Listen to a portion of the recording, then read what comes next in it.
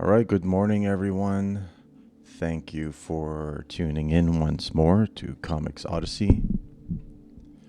I hope you had a good week. Today we're doing a good old time lapse. We haven't done one of those in a while. So we're just time lapsing what I'm working on lately, which is page 23 of issue 3 of Spirit Girl. It's close to the end. This page is kind of like the creation of the villain that ended up at Spirit Girl. Last page of Spirit Girl 2. The villain called Stormhand. And this is an unusual page, and you'll see in a minute why. I'm saying it's an unusual page. Actually, we're seeing it right now.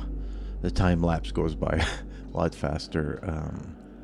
So I actually have to use my Ames lettering guide. Sorry for my head in the shot a little bit, but I do have to lean over and look closely at where my lines are.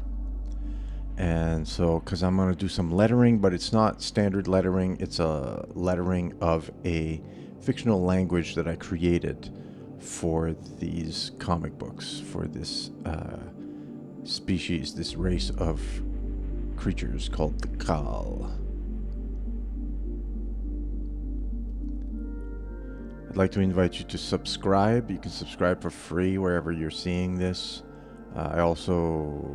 Everything is kind of orbiting around my Substack. That's the most important hub for all my comics. So when this is ready to publish, that's where you're going to find out about it. And all the links will be below. I also want to do a shout out to the music and link to the music maker below as well.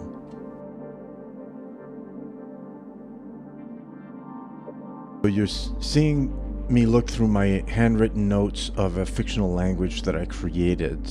That was last year, I think, when I was planning these creatures. Last summer, I created this language and made a whole bunch of words, grammatical rules and all that. And I'm basically translating a phrase that will serve as the invocation that this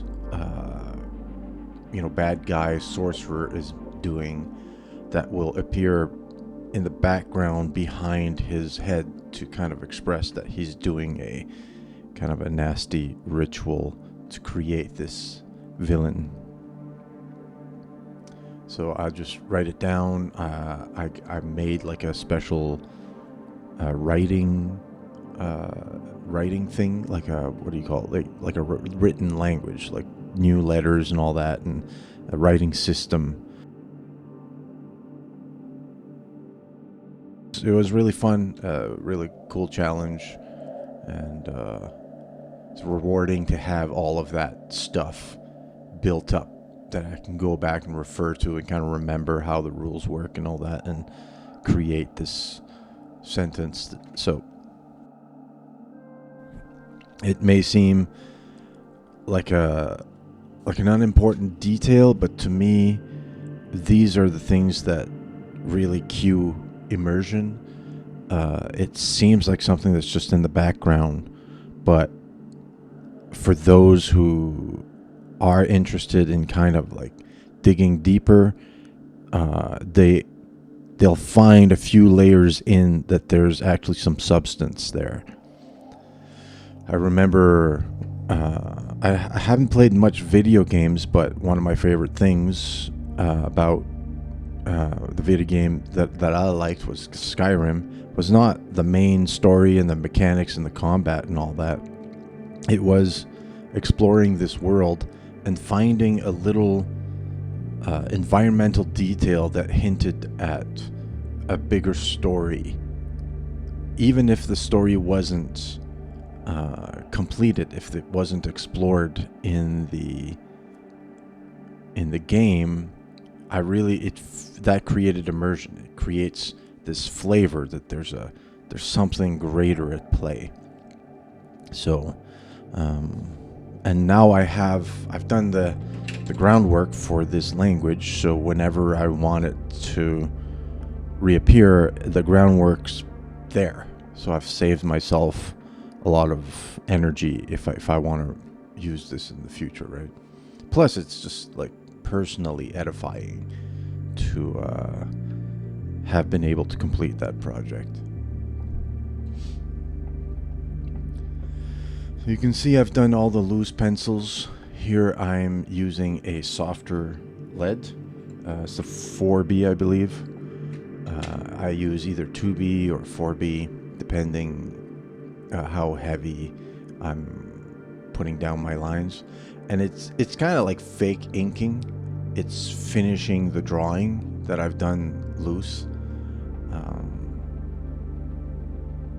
That'll give me like an idea, like give me a better guideline when I do my inking eventually. And you see here I had put a whole panel. This is why I do like loose drawing and then go kind of fix it. I make these sorts of decisions. That additional panel seemed unnecessary. It's established, whose hand that is. I don't need to add any extra stuff. So instead I'll leave room for like caption boxes. Here it's just kind of rendering out the cave system so that it looks like it's got some texture and it's got some depth.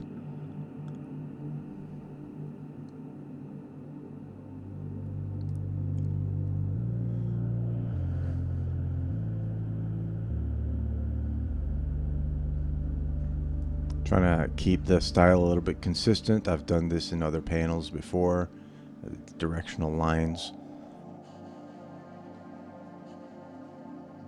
I'm reusing that technique to try to create consistency. And this panel is about, narratively, is about the sorcerer offering up this hand that got chopped off to this monster they've captured previously in the comic. And this is kind of a magic sorcery way of granting themselves some powers. And I did render out, so you see on the left I pulled out my sketchbook when I did a study of how I wanted this monster to look. And here I tried to rendering out that monster in lines, but it makes it look like a big chicken, which is fun. I think there will be a big chicken showing up in the comics at some point, but this is not. This is supposed to be a big blob, like a big kind of slime clay blob type of thing.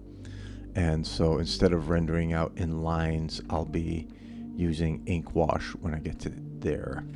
So I've made a note for myself in the future to remember that.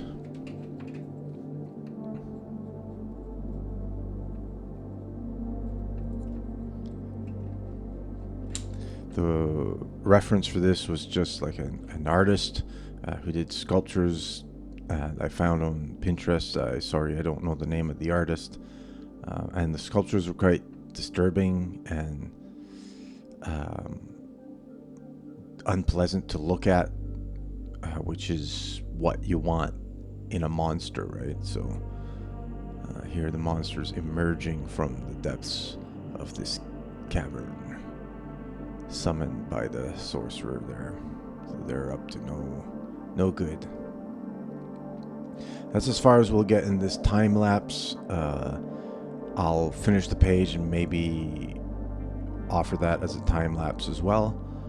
But yeah, that's the page 23 of Spirit Girl 3. We're getting there. There's 4 or 5 pages left, and the more I go, the more I learn, and it kind of slows down because I try to apply these new techniques, but the end is in sight. I hope to see you there when it's finally done, so you can read this story and follow along on this epic adventure. And I hope the rest of your week is an epic adventure and that you come out heroically on the other end of it. So good luck. God bless. Bye-bye.